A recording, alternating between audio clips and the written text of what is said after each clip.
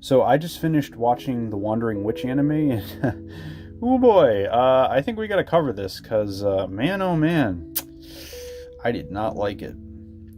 So first off, before we get into anything else, what did I like about it? Well, I liked the animation. I really liked it. The animation was beautiful, the colors were vibrant, the settings lush, and the character designs, though at times a bit cliche, were nice. I mean, yeah, the animators did a great job bringing the story to the screen from its original light novel origins. And, yeah, okay, that's basically it for what I liked. So now, there are a few reasons I hated this show. First, and not the most significant reason, but a notable one, is the strange story arcs. Yes, I understand that the light novels had short stories written in them, and that some stories didn't always have a conclusion. This format can work in short stories, where characters come and go, and then you cut randomly to a different time and place unexpectedly with no reference to the previous story arc. But this is a TV series, in anime, and before anyone says, yeah, but you gotta understand this isn't a typical shonen where everything is always concluded and happy, just hear me out for a bit. A show needs continuity. Starting a story an audience gets invested in and then pulling the plug halfway through just when it's getting interesting is not a good way to establish a positive or lasting connection with the viewer. I mean, we see this glaring example in episode 3 where Elena goes to a town and discovers that there's literally plant life which causes people to go nuts before the plant life consumes them whole. Come to find out that there are probably hundreds, if not thousands of people or more being affected by this and dying. And you know what happens? Elena is just like, yep, whatever, ain't my problem, and leaves without doing anything about it. And then the episode ends, and the rest of the series makes no reference to what happened to the poor village or its suffering people.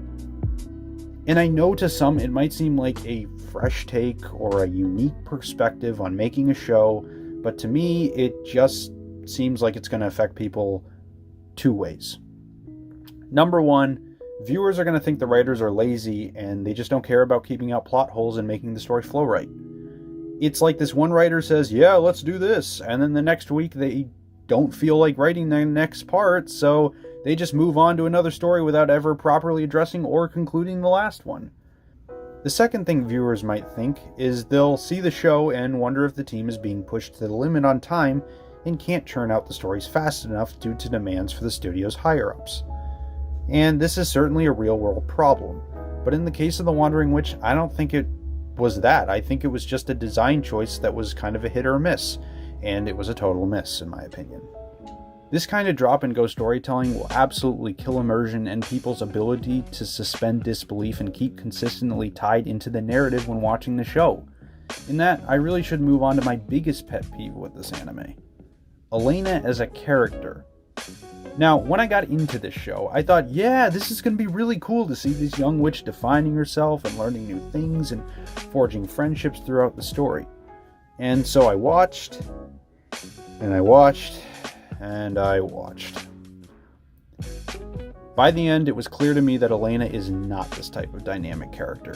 She makes like one or two friends maybe, and they aren't really deep friendships at all. She also doesn't really learn anything. We got like episode 7 where she gets drunk at a wine grape fight and then uses her magic to exacerbate the problem instead of trying to unite the two groups. And then the next day they act like she united them. What's the moral of the story? That's what I don't understand.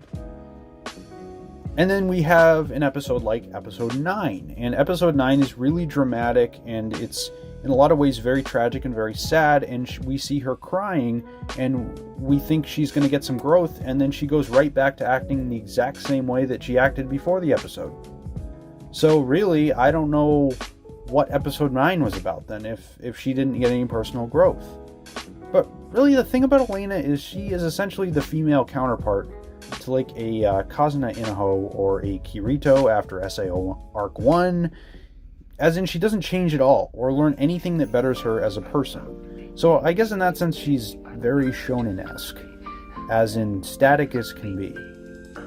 But really my main issue is her personality. From the beginning it's clear she's determined to be a witch and has worked very hard to get the designation, but that's really it.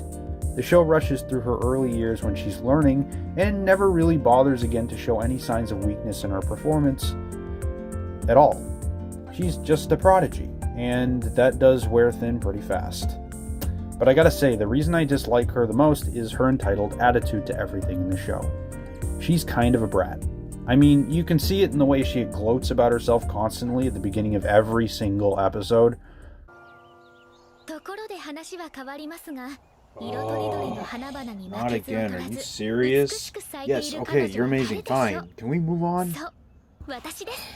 Her crying fit in the first episode, too, which after 15 seconds felt more like an indulgence than an actual trauma, and throughout the rest of the story. Elena doesn't learn, she doesn't grow, and worst of all, her ego in being a witch isn't even really put to much use, minus helping a few people here and there when she's more or less forced to do it in some way. She's the kind of person who makes the word bystander apathy an actual concept.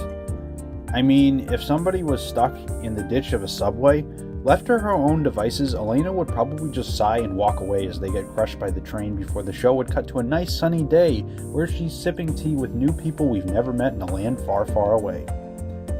So, pretty much in conclusion, Elena is a selfish, apathetic antihero. And kind of a terrible person. Because, morals. And in addition to that, it doesn't really seem like the show cares if we like Elena or not.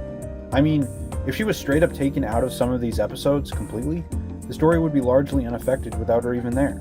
And just based off that one scene where she legit just lets the plants eat the guy and then walks away, tells me nobody's going to be giving her a medal for good citizenship anytime soon. Now, I'm not adverse to a change of pace. If the show does change and we see Elena maybe grow a little bit or get off her high horse to help someone and stop treating life like one big joke, then yeah, I could see changing my opinion on this series. But based off of what I've seen now, unless you really want a show that defies the properties of moral dynamic heroes or even people with decent consciences just for the hell of it, I don't think you'd be worse for avoiding the show altogether. And if you have seen it, let me know your thoughts down in the comments. Do you like Elena? Do you dislike her? What about other things in the show that you did or didn't like? And do you see this series incorporating any changes up the road? But as always, thanks so much for watching, and I will see you in the next video.